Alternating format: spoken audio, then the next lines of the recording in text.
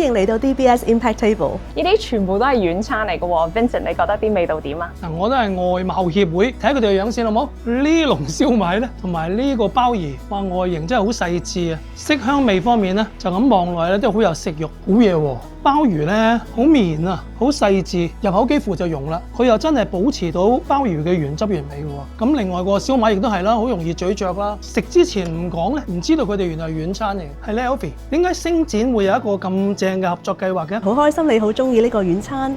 咁正所謂民以食為天，星展香港咧其實係好希望去推進共融飲食，咁為有咀嚼同埋吞嚥困難嘅長者咧，係提供一個可以享受唔同餐飲美食嘅體驗。所以透過星展基金會咧，我哋支持 Queenie 啦同埋 Queenie 嘅 Project Futures， 就夥拍唔同嘅餐廳咧去推出呢個精緻軟餐體驗，同埋會 train up 我哋嗰啲餐廳嘅員工，希望可以促進到同桌同餐。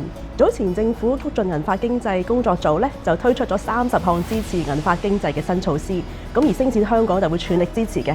所以今日嘅 Impact Table 咧就正正係我哋喺香港同埋大灣區推動呢個創新同埋推動銀髮經濟嘅一個例子。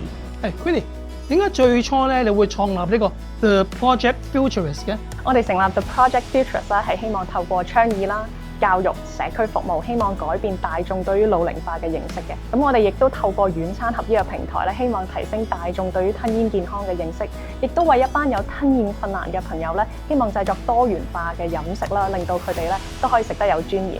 咁今次好開心啦，可以得到星展基金會嘅支持之下咧，令我哋同好多唔同嘅餐廳伙伴一齊合作啦，同大家一齊做多啲同桌同餐、吞嚥友善嘅飲食文化，令到更加多人受惠。我知道呢個菜單咧，除咗適合一啲吞嚥啊、咀嚼有困難嘅人士之外，佢嘅正餐咧，亦都好適合正常飲食嘅人士嘅。咁就變咗一家人咧，就可以同桌同餐同樂啦。我覺得呢單嘢咧係好有意義嘅。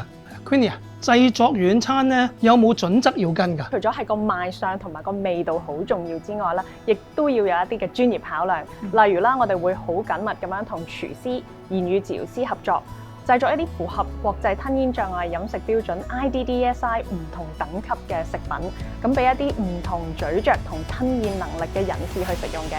咁長招，咁不如我帶大家入去廚房裏邊睇下軟餐嘅製作過程啦。